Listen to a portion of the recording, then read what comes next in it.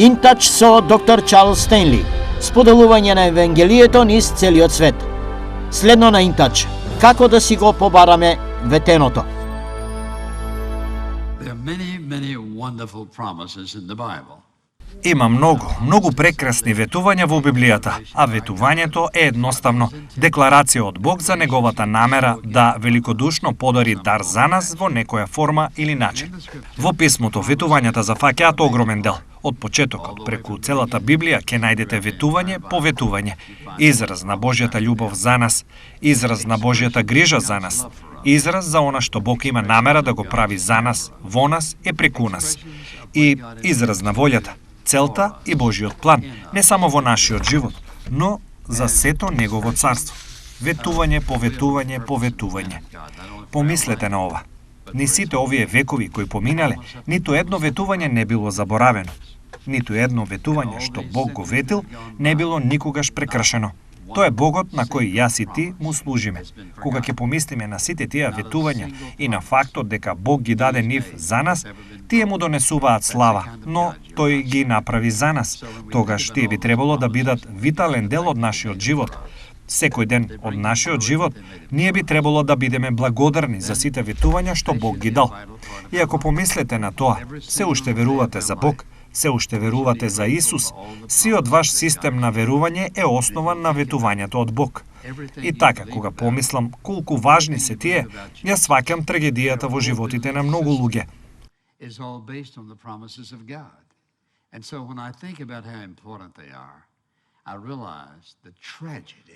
Овде се сите тие ветувања и тоа е како да имаш богатство. Богатство кое е толку длабоко, толку широко, безбројно, неизмерно.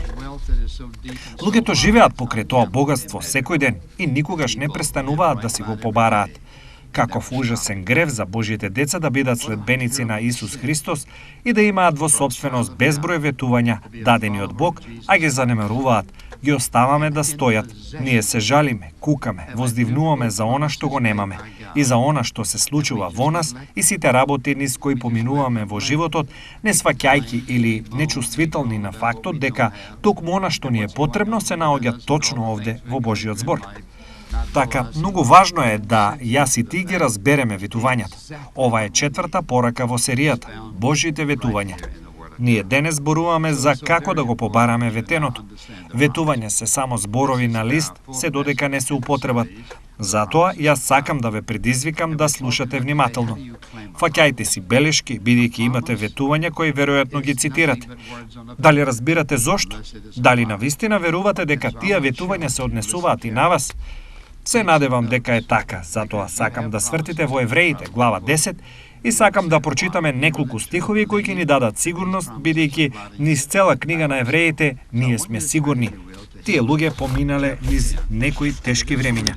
Писмото вели во врска со нив во стих 34. Затоа што вие се сожаливте на затворениците и радосно дозволивте вашиот имот да се разграби, знаејќи дека за себе имате подобар, траен имот, тие минувале низ големо време на загуби. For you showed sympathy to the prisoners and accepted joyfully the siege of your property, knowing that you have for yourselves. И така, не ја занемарувајте вашата доверба која има голема награда. Слушајте. Therefore, do not throw away your confidence, which has a great reward. Listen to that. For you have need of endurance, so that when you have done the will of God, you may receive what he has promised. Најпрво ви е потребна издржливост, па кога ќе ја исполните Божјата волја, можете да го примите она што тој го ветил.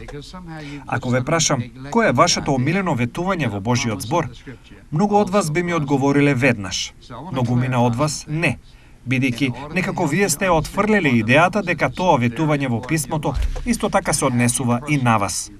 Затоа, сакам да појаснам некои работи за да ви помогнам да разберете зошто ветувањата се многу важни во вашиот живот и како вие лично да бидете способни да изберете за себе да верувате што рекол и потврдил Бог во тоа ветување. Затоа, ајде да погледнеме што вели писмото. Јас ќе ставам неколку работи на екранот, но најважниот дел во сето оваа порака ќе ставам повеќе белешки на тоа, бидејќи сакам целосно да го разберете. Сега, првото прашање кое доаѓа, и за да зборуваме целосно за ветувањата, ние исто така имаме некои прашања. I was afraid you'd say that. No, they're not. Првото прашање е ова. Дали сите ветувања во писмото се примеливи за нас денес? Што ќе кажете? Се плашев дека ќе го кажете тоа. Не, тие не се. Сите ветувања во Библијата не се наменети за нас денес. Например, ајде да ве прашам, дами, дали мислите дека Бог би ви рекол кога сте на 90 години дека ќе имате бебе? Не, нема. И нема маж овде кој мисли дека ќе биде татко на 100 годишна возраст. Тоа е ветување кое Бог го ветил за Аврам и Сара, не за нас денес.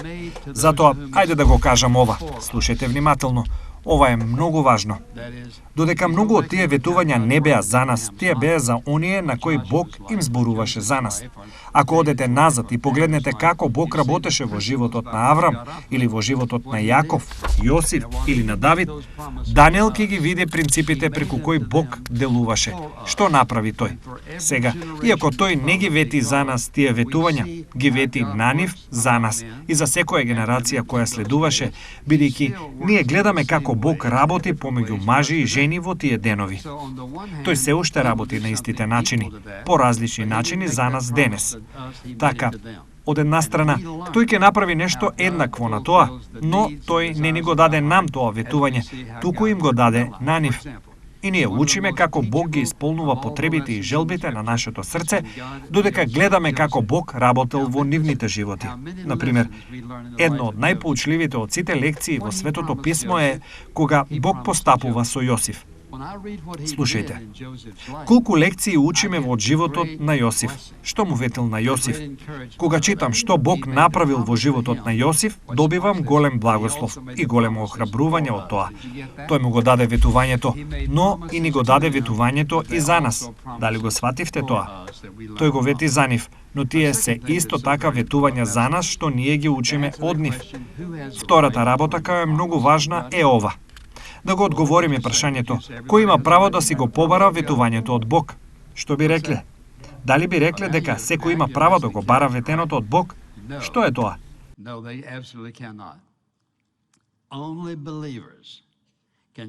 Сега вие слушате внимателно, нели? Не, апсолутно не може секој. Неверник, личност која не е спасена, а има желба да се спаси, може да го бара ова ветување. Ако исповедаш со твојата уста дека Исус е Господ и веруваш со своето срце дека Бог го воскресна од мртвите, ќе бидеш спасен. Зошто Бог толку го засака светот што го даде својот еднороден син, та секој што верува во него да не загине, туку да има вечен живот. Така Бог дал ветување што се однесува на секој. Неверник може да го има само ветувањето да биде спасен. Следејќи го тоа ветување, можат да ги бараат и другите. Но за неверник, тој не може да се моли за "Ах, Боже, ми треба ова, ми треба тоа, те молам задоволи ги моите потреби." Тој нема право, бидејќи не е Божјо дете. Тој е надвор. Тој е надвор од Божјата фамилија. Некој вели, па нели Бог го создаде секој од нас? Да, но кога вие се бунтувате против Бог, тогаш одбивате да го признаете неговиот син како ваш спасител. И сте надвор од фамилијата. Го немате правото. Ја немате привилегијата да ги повикате Божите ветувања, што тој ги даде на неговите деца. И така, еднаш кога личност ќе верува во Исус Христос како нејзин личен спасител,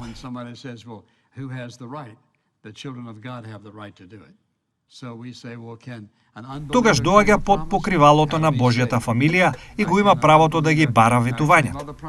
Така ние велиме, па може ли еден неверник да го бара ветеното?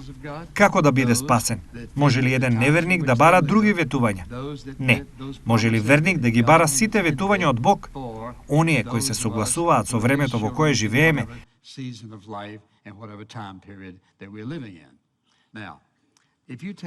Оние кои се согласуваат со ветувањата што Бог ги намерил за оние од нас кои се негови деца во било која сезона на животот и во било кое време во кое живееме. Сега, ако ги земете само псалмите и ги читате ветувањата што Бог ги ветил само во псалмите, тоа е надмокно.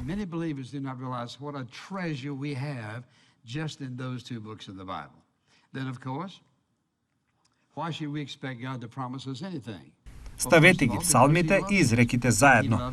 Кога ќе дојде до секојдневниот живот, тоа е богатство. Мислам дека многу верници не сваќаат какво богатство имаме само во овие две книги на Библијата. Потоа, секако, зошто би очекувале Бог да ни вети било што? Најправо, бидејќи тој не љуби. И тој не сака апсолутно и безусловно. Кога ќе помислите како да измериме неговата љубов, нема начин. Тој ветува водство, тој ветува правец, тој ветува да ги обезбеди нашите потреби, тој ветува да не заштити. И така натаму и натаму ние одиме со Божите ветувања. Зошто?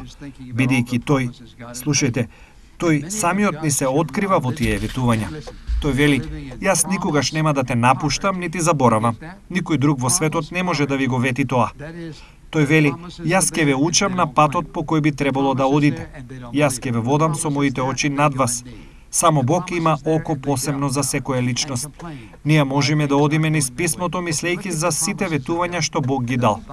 И многу од Божите деца живеат во ветената сиромаштија. Дали го свативте тоа? Ветена сиромаштија. Тоа е дека ветувањата се таму, а тие не ги бараат. Ветувањата се таму, а тие не им веруваат. Ветувањето е таму, а тие имаат потреба. Ветувањето е таму, а тие се сумневаат во Бог и се жалат зошто работите не одат како што треба. Погледнете ги Божите ветувања. Библијата е полна со нив. And the truth is, as you go through the promises, you can't even begin to name the promises that you and I could possibly do anything about except depend upon God to supply them. Now, how can we be sure He'll keep His promises? Because, listen, He says He will. И тие се тука за тебе и мене, затоа што ние сме Негови деца. И така, кога ќе кажеме, добро, што да правам за да ги заслужам? Ниту една работа. Бог ни овозможи да го живееме овој прекрасен живот во врска со Него, да ги исполниме нашите потреби и да ги имаме нашите желби. Тој вели, ако пребиваш во мене, јас ќе ти ги дадам желбите на твоето срце. Никој не може да ти го вети тоа освен Бог, а вистината е, додека поминувате низ ветувањата, не можете ни да почнете да ги именувате ветувањата за кои вие и јас би можеле да направиме нешто, освен да зависиме од Бог да ги даде. So there are a number of points under this one. I want you to jot them down because remember I've said it 3 times already. Сега, како ние можеме да бидеме сигурни дека Бог ќе ги одржи неговите ветувања? Затоа што, слушајте, тој вели дека ќе ги одржи. И Бог, Библијата вели, не може да лаже. Тоа е против неговата природа да лаже. Така, заради неговиот карактер, Бог нема и не може да лаже, бидејќи тој не се менува. Ако Бог е совршен, тој секогаш е совршен. Ако тој е вистинит, тој секогаш е вистинит. Ако тој е моќен, тој секогаш е моќен. Ако е свет, тој секогаш е свет. Тој не се менува. Така, кога ќе дојдеме до Божите ветувања и работите што тој ни ги ветил во неговиот збор, можеме ли да бидеме сигурни? Да, ние можеме да бидеме сигурни. Потоа, еве едно големо прашање, каде што сакам да поминеме малку време. Кога библиското ветување станува мое за да си го побарам? Има многу точки под ова. Сакам да ги подцртате, бидејќи јас веќе го кажав 3 пати. Слушајте, да се верува во ветувањето, а да не се примени, е безсмислено. Ајде да ве прашам, на кого припаѓаат Божите ветувања? Слушав една личност рече, на мене. Ти благодарам, Господине. Тоа е добро, јас го ценам тоа. Божите ветувања припаѓаат на Божите луѓе. Затоа, ајде да ве прашам, дали ти си Божјо дете? Кажете, амин. Така, тоа значи дека Божите ветувања припаѓаат на тебе. Амин. Дали сваќате колку сте богати? 5 од вас сваќаат. Сигурно, видете. Ние си го сваќаме тоа здраво за готово. Дали слушате? Кога ветувањето ја задоволува личната потреба во мојот живот? Кога ветувањето ја задоволува личната потреба што Бог ветил да ја исполни? Тој ветува да ти даде насока. Например, да погледнеме во Псалм 32, стих 8. Јас ќе те поучам и ќе ти го покажам патот по кој треба да одиш. Јас ќе те советувам со моите очи над тебе. Никој не може да ви го вети тоа освен Бог. Така, еве го прашањето. Кога можам да го барам ветувањето? Можам да го барам ветувањето кога личните потреби што ги имам ми се ветени во Божјото Слово. И тој вели, ако јас ја имам оваа потреба за инструкции, водство и насока во донесување на одлука, јас го имам ветувањето. Можам ли да го имам Божјото ветување за мене да ми даде насока? Да, бидејќи тоа е специфично ветување дадено на нас во Божјиот збор. Специфично ветување од него да ги задоволи личните потреби во нашиот живот, а секој од нас ги има тие лични потреби. И, например, второ, кога контекстот на писмото го дозволува тоа значи дека не можете само така да грабнете некој стих од Библијата и да кажете, јас ќе го барам ова. Но што е контекстот на тоа? Ајде да земеме еден добар пример од 1 Јованова, глава 5, стих 14 и 15. Погледнете за момент. Се обидувам да го покажам оној со кој сте најмногу запознаени. Во стих 14 тој вели: ова е сигурноста. Внимавајте, ова е ветување од Бог. Ова е сигурноста која ние ја имаме во него, дека ако побараме нешто според неговата волја, тој не слуша. И ако знаеме дека тој не слуша, знаеме дека имаме молба која ја посакуваме. Слушајте, тоа е Божјо ветување што е во согласност. Што е контекстот? Да, јас да дојдам до Бог и имам молба. Така јас барам насока за ова и се вели ако тоа е негова волја. Ако ние ги бараме тие работи според неговата волја, тој не слуша. И ако тој не слуша, внимавајте, ние не треба да претпоставуваме. Ние знаеме дека имаме молба која што ја посакуваме од него. Има нешто друго што е многу важно, а тоа е кога исполнувањето на неговите ветувања го прославуваат него. Ако јас барам од Бог нешто што не е добро за мене, прво, тој нема да го направи тоа. И ако јас барам нешто себично што не го прославува него, не можам да го барам тоа. И така, ако тоа е нешто што го прославува Бог, ние имаме право да веруваме дека тој ќе одговори на таа молба. Тој ќе го исполни тоа ветување.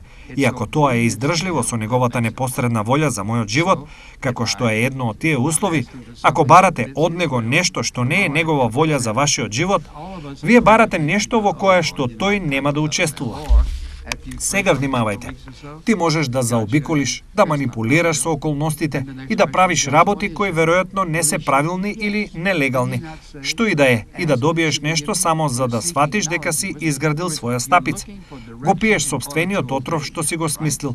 Но кога ти и јас одиме по волјата Божја, имаме право да го бараме Божите ветувања, затоа што ние не го сакаме она што не е негова волја. Мислам дека повеќето од нас изгледате доволно стари за да сте го пробале тоа и веќе сте научиле дека не функционира. Послушноста кон него е она што прави нешто да функционира. И така, ако барам нешто кое се вклопува во неговата волја за мојот живот, например, секој од нас се има молено за работи за кои мислиме: Господе, јас знам подобро, или откако си се молел за нешто неколку недели, Бог ти покаже: тоа не е мојата волја. Тогаш следното прашање е: Боже, која е твојата волја? Дали тој ќе ти покаже? Да. Нели тој рече: барај и ќе ти биде дадено. Бараш знаење и мудрост. Со други зборови, ти бараш насока за да се покориш на него. Така ли е? И така, тој е должен да одговори на Божјото дете на таа молба. И тој е Бог кој ветува. Потоа секако, јас имам право да го барам ветувањето кога одам по Божјата волја. Внимавајте, кога вие одите во покорност на Божјата волја, вие имате право, привилегија да ги барате Божите ветувања во вашиот живот. Бидејќи, ако одите во неговата волја, нема да сакате нешто кое не е негова волја. Помислете на ова. Колку глупаво е да излезете од Божјата волја, бидејќи еве што правите. Внимавајте. Тука е Бог кој достигна долу да одговори на вашата молба. А кога вие излегувате од Божјата волја, еве што се случува. Бог сака да одговори, ама вие не сте во позиција да го примите тоа. Или можам да го поставам вака. Кога велите: Боже, еве што сакам јас. Тој не може да ви даде нешто што не е негова волја. Ќе го кажам тоа повторно и повторно. Божјата волја е Божјиот план. Но во таа одредена ситуација, слушајте, нема ситуација во вашиот живот за кој Бог не е заинтересиран. Ниту една. Нема потреба за која тој не е заинтересиран. Не постои нешто која тој не може да го обезбеди за твојот живот. Но ние треба да одлучиме: Дали јас сум спремен да го направам тоа на Божи начин и во Божјото време? И ако јас сум спремен, Бог ветил дека ќе го одржи тоа. Кога јас имам право? Јас имам право да го барам тоа кога, внимавајте, кога Духот Божи во мене го потврдува тоа. Сега внимавајте. Во секој верник пребива Светиот Дух. Неговата одговорност прво е да не доведе до разбирање дека ние бевме загубени. Неговата одговорност е да ни помогне да разбереме зошто ни е потребно спасението. Неговата одговорност е да ни помогне да разбереме кој е Бог. Неговата одговорност е да не оспособи да живееме така како што Бог избрал за нас. Тој има многу одговорности. Внимавајте, една од неговите одговорности е да прави што? Да ја открие вистината, да ни ја покаже вистината. Она што се случува е ова. Кога јас и тие бараме Божјата замисла за нешто и знаеме дека тој сака да го направи тоа точно како што рекол, тогаш што се случува? Нашиот дух, например, јас мислам на тоа вака. Кога барам од Бог нешто, а не е по негова волја, за мене тоа е неефективно. Знаете, кога го намалите телевизорот или радиото, тоа нема ефект. Знаете дека нема ништо добро во нешто што нема ефект. Нема ништо добро во тоа. Јас знам во мојот дух кога сум без ефект и вистината е дека и вие знаете исто така. Амин.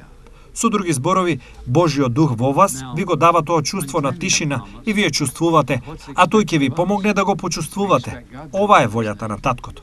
И јас ќе го направам тоа. Слушајте. Тоа е причината зошто ти и јас можеме да побараме и да одиме со доверба. И ќе кажам нешто последно. Не само што Светиот Дух го прави тоа, но тој ни дава чувство на мир. Јас знам дека имам право да застанам на тоа барање кога имам мир во моето срце за она што го барам. И како да знам дали тоа е правилно или не?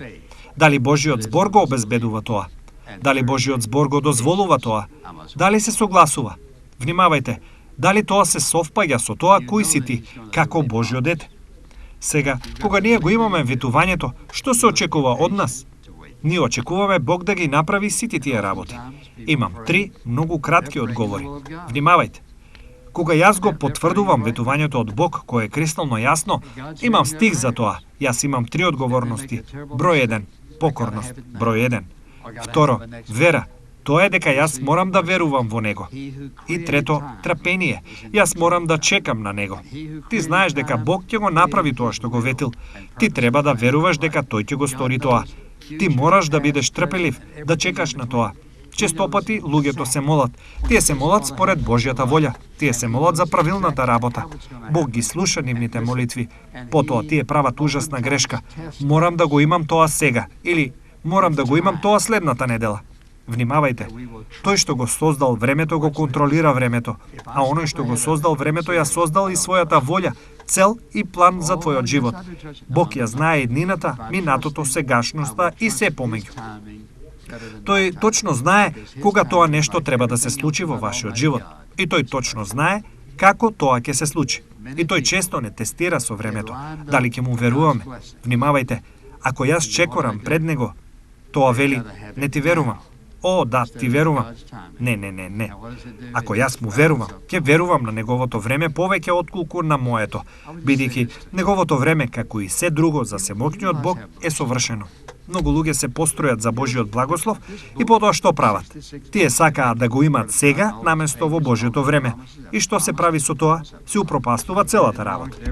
Ќе ви го кажам само ова. Дали сваќате колку сте благословени? Дали сваќате дека оваа книга, 66 книги кои го сочинуваат Божиот збор, и сите тие страници и сите ветувања, поветувања, и тоа припаѓа на секој еден од нас кој што е Божјо дете. Зошто би сакале да се замените за нешто друго? Тоа е подобро отколку компас, духовно или од некој друг пат. Тоа е подобро отколку некој советник. Никој не може да ве советува како Словото. Нема никој кој може да ги снабди вашите потреби како Божјото Слово. Овој прекрасен Бог ве љуби. Го има најдобриот план, што е суверениот, совршен Бог кој ве љуби безусловно и што би можел некогаш да се смисли. Тоа е неговиот план за тебе. И тој вели, ако си ми покорен, ако веруваш во мене и ако си трпелив со мене, јас ќе ти го дадам најдоброто што го имам. Татко, колку сме благодарни ние за Твоето трпение кон нас. Само ни треба време да научиме, Господе. Ти благодарам што си трпелив со нас. Се молам денес за многу кои ќе ја слушат и ќе ја послушат оваа порока, кои минуваат низ тешкоти, таги, загуби и потреби, не знаат каде да се свртат, се прашуваат дали ти навистина ги сакаш. Се молам да ти го охрабриш нивното срце денес. Да, ти ги сакаш. Да, ти ја знаеш нивната потреба. Да, ти си спремен да ја задоволиш таа потреба.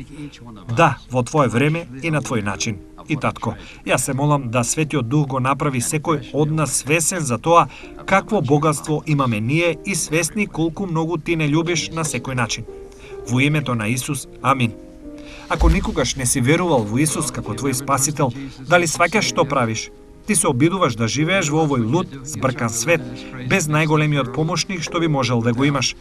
Најмудрата работа што можеш да ја направиш е да побараш од Господ Исус Христос да ти прости за твоите гревови.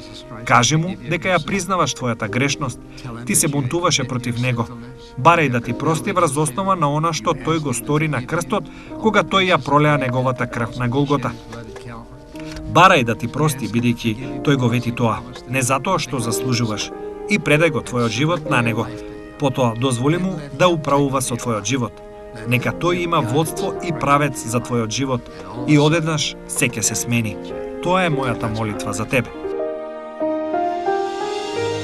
Ако сте биле благословени од денешната програма, ве молам посетете не на веб страната www.intouch.org.